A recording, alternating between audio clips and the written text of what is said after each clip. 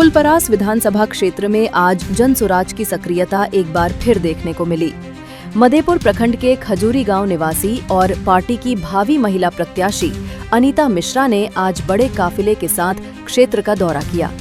इस दौरान जगह जगह कार्यकर्ताओं और समर्थकों ने उनका जोरदार स्वागत किया। अनीता मिश्रा ने ग्रामीणों से मुलाकात कर उनकी समस्याएं सुनी और जनसुराज की नीतियों तथा अपने विजन को साझा किया। उन्होंने कहा कि राजनीति का असली मकसद जनता की भागीदारी और उनके मुद्दों का समाधान होना चाहिए। स्थानीय महिलाओं ने भी अनीता मिश्रा के नेतृत्व पर भरोसा जताते हुए उनके समर्थन का वादा किया। कार्यकर्ताओं ने बताया कि अनीता मिश्रा का ये दौरा जनसुराज पार्टी के लिए संगठन को मजबूत करने और जनता के बीच अपनी पकड़ को और बढ़ाने का अहम प्रयास है। दावेदारी आपने ठोका है इस बार, क्या कुछ इस फुलपरास विधानसभा को अगर आप लोग टिकट मिलता है आपको तो क्या कुछ देखने को मिलेगा यहाँ की जनता को? जब टिकट मिलता है और अगर हम जीत के आते हैं तो इनको बहुत कुछ देखने के लिए मिल जाएगा। सब कुछ पे काम प्रशांत सर पहले से भी चालू कर चुके हैं और इन लोगों को बहुत बदलाव दिखेगा। प्रशांत किशोर ने जब यात्रा शुरू करी थी तो उन्होंने 2-3 चीज़ों को मुद्दा बनाया था। एक तो पलायन सबसे ज़्यादा ज़रूरी चीज़ और दूसरा शिक्षा।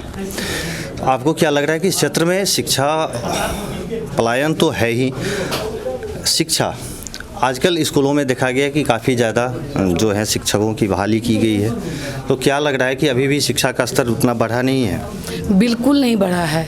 बहाली करने से नहीं होता है ना, उस पर काम भी होना चाहिए। अब शिक्षकों की मैं बहाली कर दी और स्कूल में कोई व्यवस्था नहीं है ढंग से, बच्चे कहाँ पढ़ेंगे? आपका शिक्षक को बहाली करने से नहीं होता है, उस पर काम भी होना चाहिए। अच्छा, एक चीज़ मैं और पूछना चाहूँगा। अभी जैसा कि चुनाव आगे है और काफ़ी ज़्यादा लोग अपने आप को भावी प्रत्याशी बता रहे हैं, ऐसे में क्या लग रहा है कि किस पर जो है प्रशांत किशोर अपना विश्वास जताएंगे इस संबंध में? प्रशांत सर चाहे किसी पे भी विश्वास जिताए, पहले तो हम यही कहेंगे जो हम सब जनसुराजी हैं और थे और रहेंगे, वो जिस पे भी विश्वास जताएंगे हम सब उनके साथ चलेंगे। इस बार जनसुराज को लेकर आप लोग पूरे क्षेत्र में घूम रहे हैं, क्या लग रहा है पूर्व के जो विधायक हैं उनके द्वारा कार्य नहीं किया गया कि बदलाव की ज़रूरत है यहाँ? सर जी, हम तो ये कहेंगे जो 10 साल अभी हो गया शीला मंडल जी को, जो सरकार में केंद्र में भी है यहाँ भी है, लेकिन आज तक देखने को नहीं मिला। काम तो दूर है, उनको देखे भी नहीं आप है। लोगों के क्षेत्र में कभी उन्होंने भ्रमण नहीं? आज तक आए ही नहीं 10 साल में। आज तक मैं तो नहीं देखा हूँ क्योंकि मैं नहीं रहता हूँ, मैं मुंबई में रहता हूँ, लेकिन गाँव वाले भी जो बोलते हैं, जो हैं यहाँ पे, वो भी बोलते हैं आज तक आई ही नहीं है। इस क्षेत्र में किन किन चीज़ों की कमी है? यहाँ पे सबसे पहले तो विद्यालय नहीं है। टीचर हैं भी तो विद्यालय नहीं रहेगा तो बैठ के बच्चा को कहाँ वो पढ़ाएंगे? सबसे मेन तो ये है।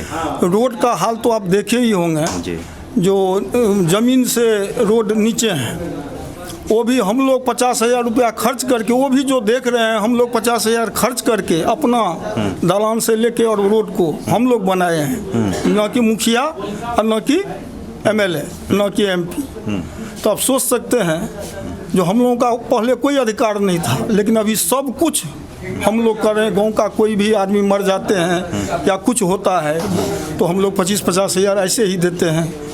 तो हम लोग का यही काम है। जनसुराज का झंडा उठा लिया, क्या लग रहा है कि जनसुराज आएगी तो इन सब चीज़ों की बदहाली जो है अभी स्थिति बनी हुई? जनसुराज जब आएंगे तो निश्चित है 90% तक हम सोचते हैं काम होगा। आप 35 साल देखे, कांग्रेस को देखे, राष्ट्रीय जनता दल को देखे, नीतीश को देखे, हम लोग को आने दीजिए, उसके बाद देखिएगा 5 साल में हम लोग क्या करते हैं।